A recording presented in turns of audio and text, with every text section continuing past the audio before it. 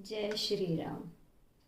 मंगल भवन अमंगल हारी, त्रवहु सुदशरथ अजिर बिहारी। जय सिया राम, जय जय सिया राम। दीन दयाल बिरधु संभारी, हरहु नाथ मम संकट भारी। जय सिया राम बोलो, जय सिया राम, जय सिया राम बोलो, जय हनुमान।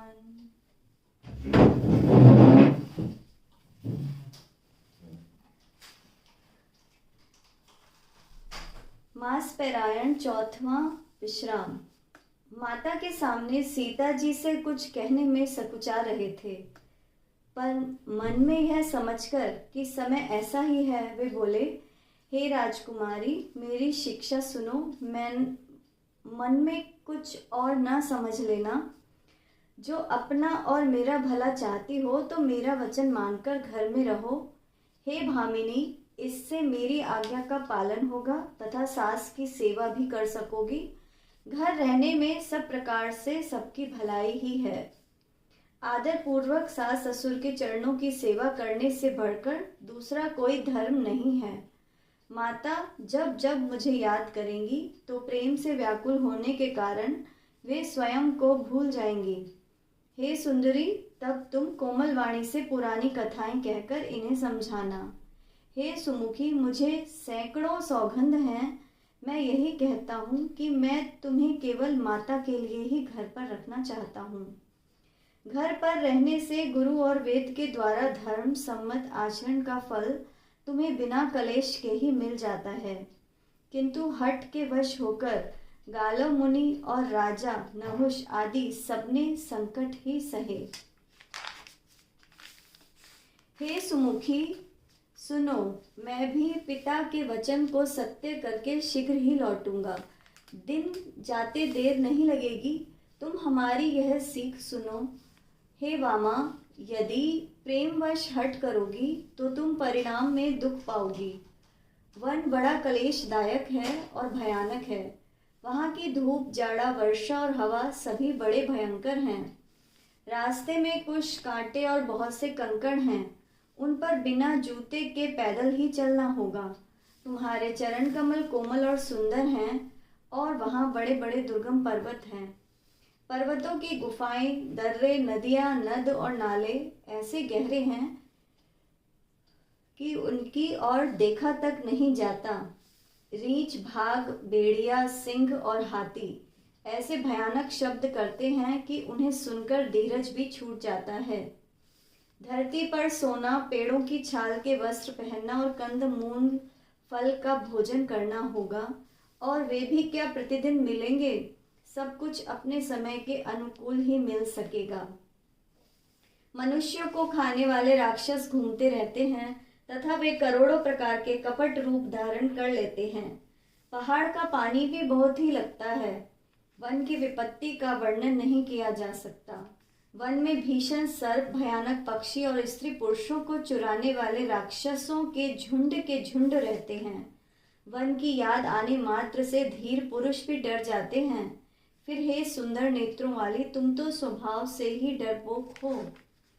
हे हंस गामिनी, तुम वन के योग्य नहीं हो। तुम्हारे वन जाने की बात सुनकर लोग मुझे बुरा कहेंगे। मानसरोवर के अमृत के समान जल से पाली हुई हंसनी भी कहीं खारे समुद्र में जी सकती है। नवीन आम के वन में विहार करने वाली कोयल क्या करील के जंगल में शोभा पा सकती है? हे चंद्रमुखी, हृदय में ऐसा सोचकर तुम घर में ही रहो। वन में अनेक कष्ट हैं। हित चाहने वाले गुरु और स्वामी की सीख को जो नहीं मानता वह बहुत पछताता है और उसका अहित अवश्य होता है। प्रियतम के कोमल तथा मनोहर वचन सुनकर सीता जी के सुंदर नेत्रों में जल भर आया। श्री राम जी की यह सुखकर सीख उन्हें वैसी ही जलाने वाली हो गई जैसे चकवी को शरद ऋतु की चांदनी रात होती है। जानकी जी कुछ उत्तर नहीं दे सकी। वे यह सोचकर व्याकुल हो उठी कि मेरे स्वामी मुझे छोड़ जाना चाहते हैं।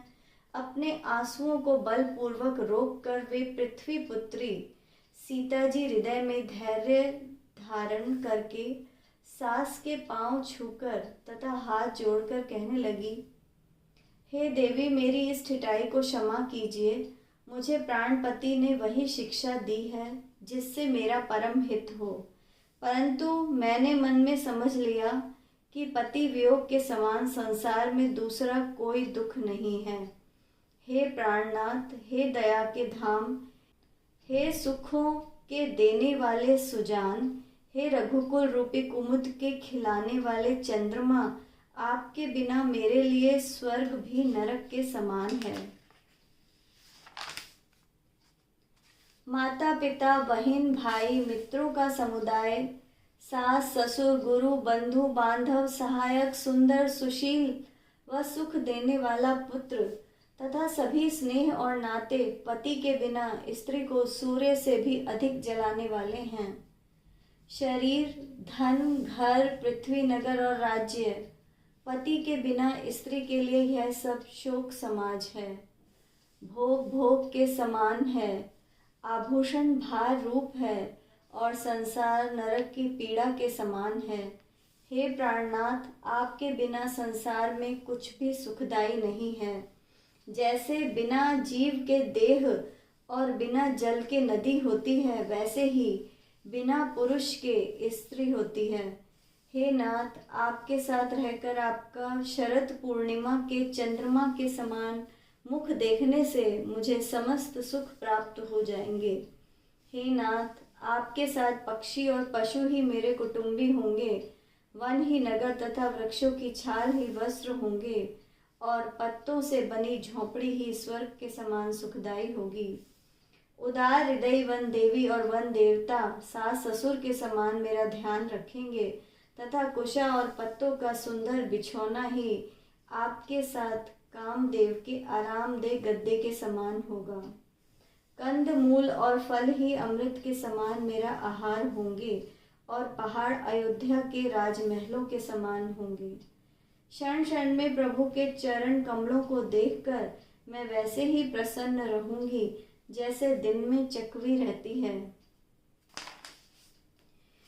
हे नाथ, आपने वन के अनेक दुख और भय विषाद और संताप कहे, परंतु हे कृपा निधान, वे सब मिलकर भी आपके वियोग से होने वाले दुख के समान नहीं हो सकते। अतः ऐसा समझकर आप मुझे साथ ले लीजिए, यहाँ ना छोड़िए। हे स्वामी, मैं क्या विनती करूँ, आप करुणामय हैं और सबके हृदय के भीतर की जानने वाले हैं। हे दीनबंधु, हे शील और प्रेम के भंडार, यदि 14 वर्ष तक अयोध्या में रहूंगी तो जीवित नहीं बचूंगी। क्षण क्षण आपके चरण कमलों को देखते रहने से मुझे मार्ग में थकावट ना होगी। हे प्रियतम, मैं सभी प्रकार से आपकी सेवा करूंगी और चलने से होने वाली आपकी सारी थकावट को दूर कर दूंगी। आपके पैर धोकर पेड़ों की छाया में बैठकर प्रसन्न होकर पंखा झलूंगी। पसीने की बूंदों सहित श्याम शरीर को देखकर आपके दर्शन करते हुए दुख के लिए मुझे अवकाश ही कहाँ मिलेगा। समतल भूमि पर घास और पेड़ों के पत्ते बिछाकर यह दासी रात भर आपके चरण दबाएगी। बार बार आपकी कोमल मूर्ति को देखकर मुझे गर्म हवा भी न लगेगी। प्रभु के साथ रहते मेरी ओर आंख उठाकर देखने वाला कौन है? सिंहनी को खरगोश और सियार नहीं देख सकते। मैं सुकुमारी हूँ और नाथ वन के योग्य हैं। क्या आपके लिए तपस्या उचित है और मेरे लिए विषय भोग? यदि ऐसे कठोर वचन सुनकर भी मेरा हृदय न फटा तो हे प्रभु, मेरे ये नीच प्राण आपके वियोग का भीषण दुख सहेंगे। ऐसा कहकर सीता जी अत्यंत व्याकुल हो गईं। वे शरीर से वियोग की बात तो अलग रही, वचन से भी वियोग की बात सुनकर अत्यंत विकल हो गई। उनकी यह दशा देखकर श्री रघुनाथ जी समझ गए कि बलपूर्वक इन्हें यहाँ रखने से ये प्राण त्याग देंगी। तब कृपालु श्री रामचंद्र जी ने कहा कि तुम भी मेरे साथ वन को चलो। अब विषाद करने का अवसर नहीं है, तुरंत वन गमन की तैयारी करो। श्री रामचंद्र जी ने यह कहकर सीता को समझाया और फिर माता के पांव छूकर आशीर्वाद प्राप्त किया। कौशल्या बोली, बेटा, शीघ्र लौटकर प्रजा के दुख मिटाना और इस निष्ठुर माता को भूल न जाना। हे विधाता, क्या मेरी दशा भी फिर पलटेगी?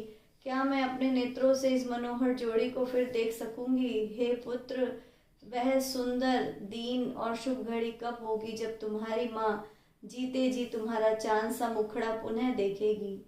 हे तात, वत्स, लाल, रघुपति, रघुवर, अब मैं कब तुम्हें बुलाकर अपने हृदय से लगाऊंगी और प्रसन्न होकर तुम्हें देख सकूंगी। मंगल भवने अमंगल हारी, द्रवहु सुदशरथ अजिर बिहारी। जय सिया राम, जय जय सिया राम। दीन दयाल बिरधु संभारी, हरऊ नाथ मम संकट भारी। जय सिया राम, जय जय सिया राम। जय सिया राम, जय जय हनुमान। जय श्री राम।